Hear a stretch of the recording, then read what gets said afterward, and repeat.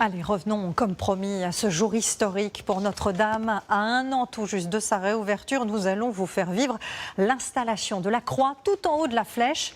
L'échafaudage ne montera pas plus haut et il offre, vous allez le voir, une vue vertigineuse sur la capitale. Michel Izard, Bertrand Lachat et David Salmon ont vécu l'émotion des ouvriers qui ont suivi ce chantier du siècle. Regardez. L'échafaudage pointe maintenant vers le ciel. Comme une flèche. Et un magnifique soleil en plus, non mais regarde-moi ça toi. Pour Didier Cuiset et ses équipes, c'est un des jours les plus importants depuis 5 ans sur le chantier. Bonjour Didier. Dans la, les gars. Bonne humeur. Bonjour chef. Ouais. Bravo les gars. Il touche au but. L'ouvrage s'achève à près de 100 mètres de hauteur, en défiant le vide. Par contre, tu dis à tous tes gars, hein, c'est pas parce qu'on est au bout là, il faut vigilant, faut attentif et tout. Confondez pas vitesse et précipitation. Hein. Pour marquer l'événement, les échafaudeurs ont voulu faire flotter leur bannière tout là-haut. C'est vrai que la météo est favorable, mais il y a un peu de vent quand même. Donc du coup, c'est pour cela que ça a pris du temps. Donc, je prends tout mon temps pour bien l'attacher, pour que le drapeau soit bien visible au loin. 600 tonnes de tubes ont été montés.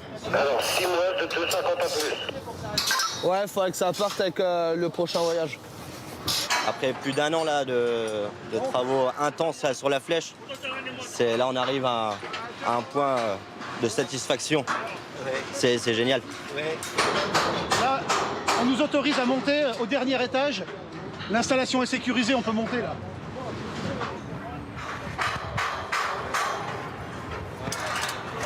Ce sont les dernières marches, le dernier étage. L'échafaudage ne montera pas plus haut. Nous sommes à 96 mètres de hauteur avec les échafaudeurs. Et on a l'impression de voler au-dessus de Paris. Et c'est là qu'on attend la dernière opération. Elle va se dérouler là, dans ce rectangle de 3 mètres sur 2. La couronne et la croix viendront se poser sur le sommet de l'aiguille de la flèche.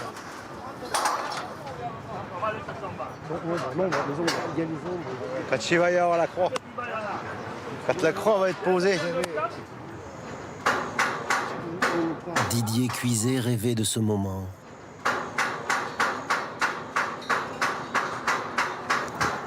C'est lui qui avait posé l'échafaudage pour restaurer la flèche avant l'incendie. C'est lui qui a démonté cette verrue calcinée. C'est lui qui l'a rebâtie. Avant tout, une grande fierté pour nos hommes, quoi. Et nous, c'est nos hommes. Quand on voit ce qui se passe dans le monde aujourd'hui de tous les côtés, moi, le monde entier, je l'ai sur le chantier. Et on voit qu'avec le monde entier, on arrive à faire plein de belles choses. Donc voilà. Hein? Ça y est, c'est fait. On arrive au ciel. Ça y est. La réception du module. Oriente doucement. Dernière livraison pour assurer la stabilité du plancher. Oh, laser. Monta librement sur l'arbre de la croix. Pendant ce temps, au pied de la cathédrale, le prêtre bénit la réplique de la croix dessinée et posée par l'architecte Viollet-le-Duc en 1860. En s'effondrant, le 15 avril 2019, elle a percé la voûte. On la voit, là, qui pend au-dessus de la nef, dans le trou qu'elle a créé. Elle y est restée pendant 2 ans. C'était trop risqué de la retirer.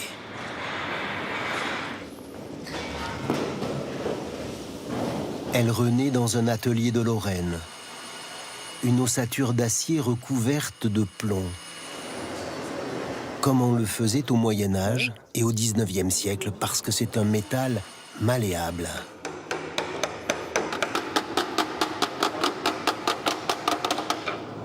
Vous avez des formes que vous obtenez qu'avec du plomb. Et du plomb, ça se caresse. Donc lorsque vous le caressez et que vous ne sentez plus de coups, qu'il est parfaitement lisse sous la main, vous pouvez être satisfait. Ici, vous avez une des fleurs qui a subi l'incendie, mais qui a été sauvegardée malgré tout, puisqu'elle a certainement dû tomber en dehors de la nef.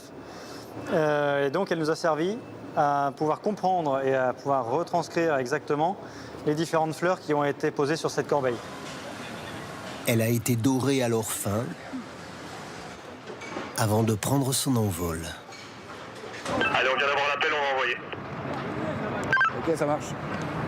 Yes, tu vas commencer à pouvoir monter tranquillement, à vitesse normale. Pour les catholiques, la couronne symbolise la présence de la Vierge Marie à Notre-Dame.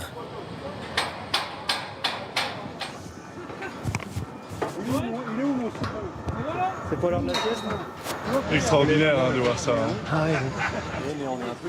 Elle mesure 8 mètres de hauteur et pèse 1200 kilos. Elle doit se glisser dans ce trou de 2 mètres sur 3. À droite. Réglé comme du papier à musique. En tournant en diagonale. Regarde, on a encore 3 mètres au moins. Ça va aller. On va le tourner et on va le vriller. France, c'est bon. Tous les gestes sont mesurés et coordonnés. Et la voici qui s'emmanche sur le bout de l'aiguille de la flèche qui mesure à peine 15 cm. Attention à ta tête, Régis. Oh, oh. Enlève-toi d'en dessous du fer. Lionel, si je te dis stop, tu dis stop au grutier. Hein. Là, il reste 70. Ouais. Combien? Stop, dis-lui d'arrêter. 3 cm, c'est bon. C'est là. C'est bon? Ouais, c'est bon. Okay. On y est. Pour les échafaudeurs, les charpentiers, les couvreurs, c'est un accomplissement. Ça prend au trip, forcément. C'est le cœur qui parle. C'est plein de bons moments avec beaucoup de monde aussi. C'est un partage avec un ensemble. C'est